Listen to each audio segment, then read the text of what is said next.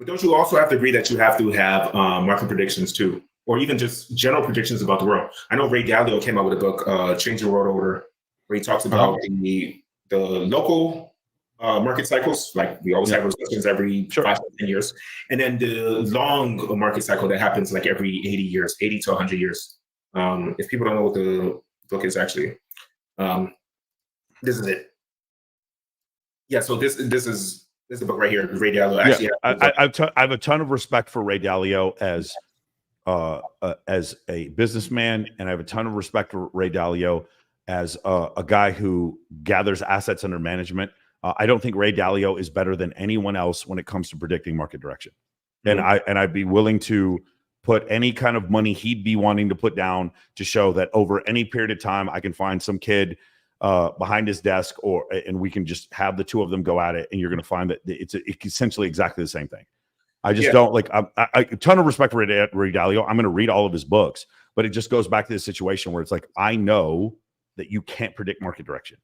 So what will happen is the cycles will happen, and then they'll go backwards, rationalize, and say, oh, well, let's look at these patterns. Oh, clearly there's an 80-year cycle. I'm like, maybe just two things happened 80 years apart that happen to have nothing to do with each other. And the market 80 years ago has very little to do with the market today, which had almost nothing to do with the market 160 years ago.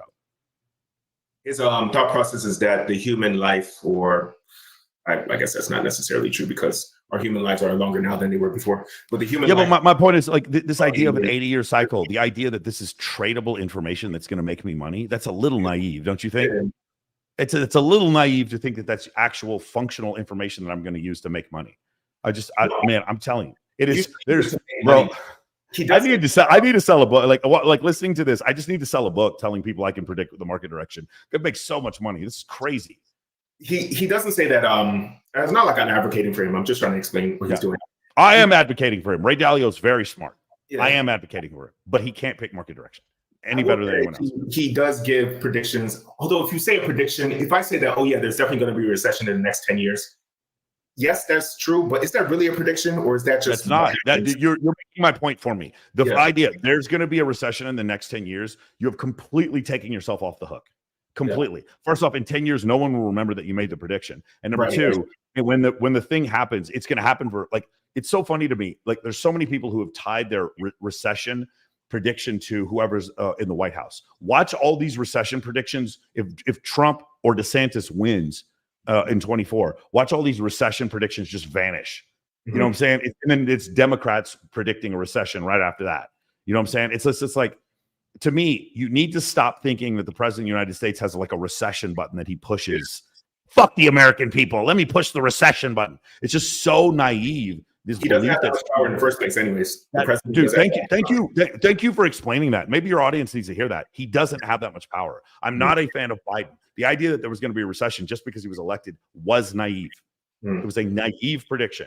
It means you don't understand how markets work. It means that you are so filled with hate and vitriol that you thought that was going to, well, the Americans they're going to be punished for this. I'm like, the Americans are going to be punished for sure. I agree that there's some moral decay in this country because we let a man like that become president. I agree with that, but that doesn't guarantee a recession. That doesn't guarantee a depression. It doesn't. And a lot of people don't like to hear that. And so when we get through his entire, like, it's funny, you want to credit Trump when markets were at all-time highs under his administration, and then he doesn't take any blame when the crash happened at the end of his administration. And then the flip, like you want to say the flip happens with Biden. No, the president of the United States doesn't have a stock market button. It's like, let me get on the phone with the Illuminati. Hey guys, we need the market to go up this week. Get the Rothschilds on three-way and let's make the market. Like, I hope you don't actually think that's how the world works. I really do.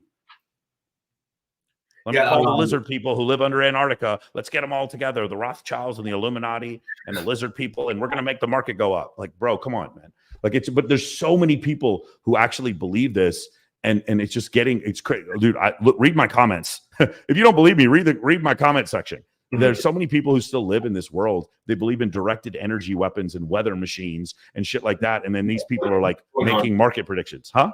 What is going on in Antarctica? I haven't done my research, so I don't know what's going on, but I've been hearing constant conspiracy theories that people are now allowed to go to certain parts of Antarctica.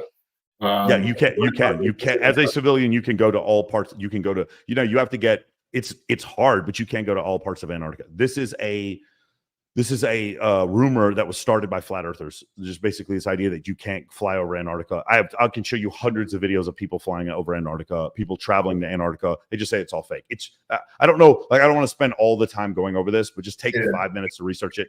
It's all fake. You can go to Antarctica.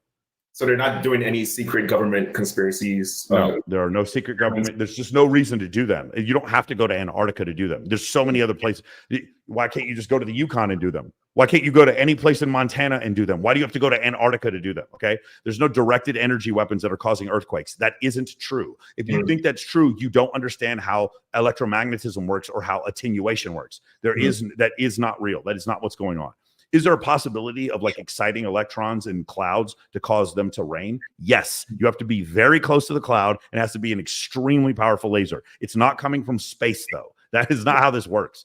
So people have just, bastard. I know your crypto audience doesn't want to hear this, but like that, people have just bastardized these ideas. They take something that's like 1% true, and then they just start acting like an entire conspiracy has happened because of it.